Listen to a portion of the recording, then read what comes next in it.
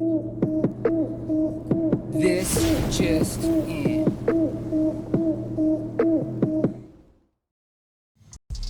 It's 49ers Cutback News Update. We got a lot to talk about. The 49ers are making moves, and of course, there are practice reports coming out of Santa Clara that are hoping to give more clarity about some key San Francisco 49ers and their availability for the Ravens game, because having Eric Armstead and having Javon Hargrave are very important to the 49ers. And we've been talking a little bit about, what possible options the 49ers have at defensive tackle. And the 49ers went out and they made a move. And it's not a move I think that most were expecting. When the names came out yesterday of the guys they were working out, they all seemed like practice squad guys. And that's exactly what happened. The San Francisco 49ers signed defensive tackle Taylorstalworth to the practice squad. That was announced by Stallworth's agent. And so this is the rundown of who Taylorstalworth is. He's 6'2", 305 pounds. He originally came into the NFL after signing with the New Orleans Saints as an undrafted free agent in 2018. In 6 years in the league, he's appeared in 58 games. He's had 2 starts, both of those with the Saints in 2018 and 2019. He also played for the Indianapolis Colts from 20 to 21 and for the Kansas City Chiefs in 2022, Houston Texans in 2022, and Tennessee Titans in 2023. He's registered 52 tackles, 4.5 sacks, and 2 fumble recoveries. So in 2023, he's been with the Texans and Carolina Panthers practice squads before being signed to the Tennessee Titans practice squad. He appeared in 1 game with the Titans and was released on November 14th. So a well-traveled individual and a guy that's been on a lot of practice squads over the last couple seasons. So the 49ers are looking to increase depth, even if it's on the practice squad. Could a elevation or a permanent move for T.Y. McGill be in order? Not sure yet. What the 49ers did do, though, was they had a roster spot available after moving Kalia Davis to the IR earlier in the week. And with that, they elevated and officially promoted to the active 53-man roster a running back, and that's Jeremy McNichols. So 49ers had released TDP earlier on to make roster space. They could have brought in TDP back up, but instead they decided to go with the veteran Jeremy McNichols. So he's going to be on the active roster from now on. So a couple of roster things there for the San Francisco 49ers that I felt were important. But let's get to the main event. Let's talk about some of these injuries. San Francisco 49ers, of course, all eyes are on what's happening with the interior defensive line for the 49ers. And here is the injury report. Kyle Shanahan said Eric Armstead will not practice this week, and they will not practice today. I'm sorry. And when they asked about Javon Hargrave as well, he said he will not practice. That both of them, he has no updates on their availability for the game. So this thing is going to stretch out. We're going to have news all throughout the weekend, and eventually by Saturday we should have a pretty clear picture on whether they're going to play. There was some encouraging news about Javon Hargrave. This is according to Matt Barrows. He said Javon Hargrave was out in uniform on the side field. So that's good news. At least he's out there and visible.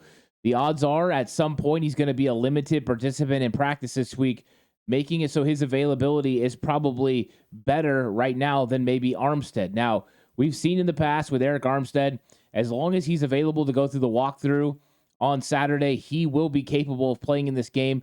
But it looks like all eyes are on that interior defensive line throughout the week as the 49ers continue to try to decide if those guys are going to be able to play or not. Orin Burks, starting Sam linebacker, did not practice. He has been dealing with knee tendonitis. There was a hope that he was going to be able to play in this game. Don't know what his status is going to be, but as of right now, no Orin Burks. And it's not uncommon for guys to miss the first day of practice during the week and eventually work their way in. We'll see what happens with Burks.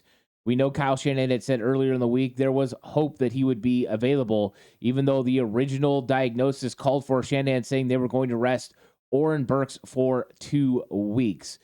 So a little bit of hope maybe for Orin Burks. We'll see.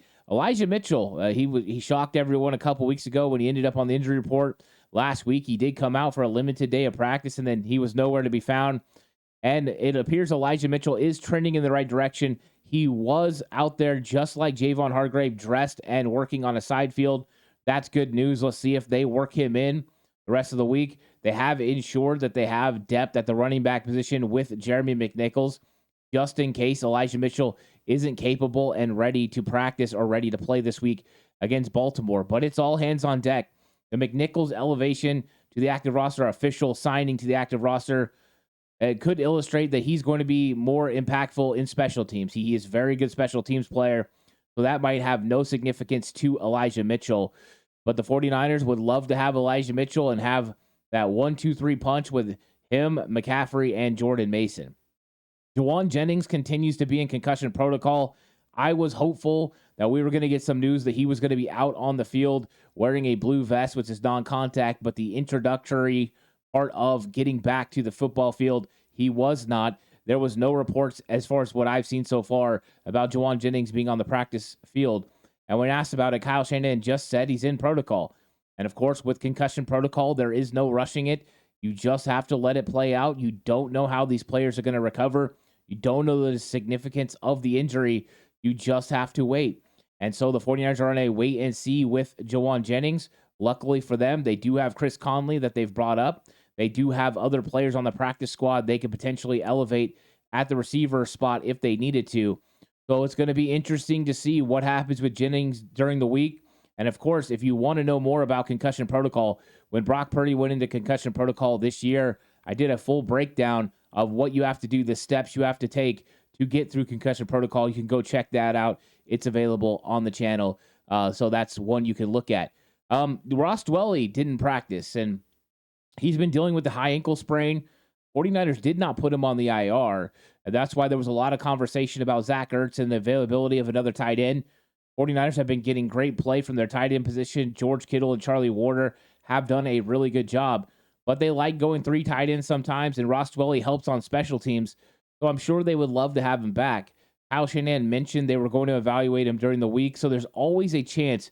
But I still would think Dwelley's probably a week or two away from being able to get back on the field and help out this 49ers football team. So Dwelley, no practice. And then the limited participant in practice, Clelin Ferrell, dealing with that ankle. The fact that he's out there and participating, he's going to play against the Baltimore Ravens on Monday night. That's good news.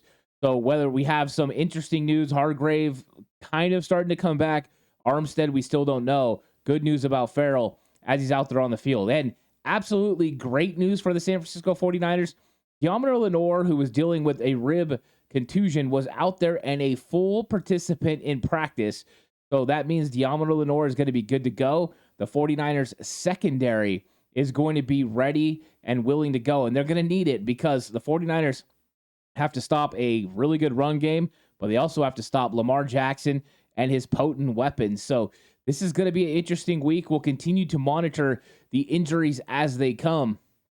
I'm sure we'll get more of an update tomorrow. And of course, more news updates coming your way. Thank you for watching. Please like and subscribe to the channel. So many people have been subscribing lately. I really appreciate all the support. I'm on the push for 5K, and we're hoping to get there before the end of the football season. As always, you can listen to all the podcasts right here available on YouTube and over on Believe. 49ers Cutback on Believe, which is on Spotify, Apple Podcasts, wherever you listen. You guys truly are the best. I'll catch you guys on the next one. Until then, stay safe. And remember, the right way is always the 49ers way.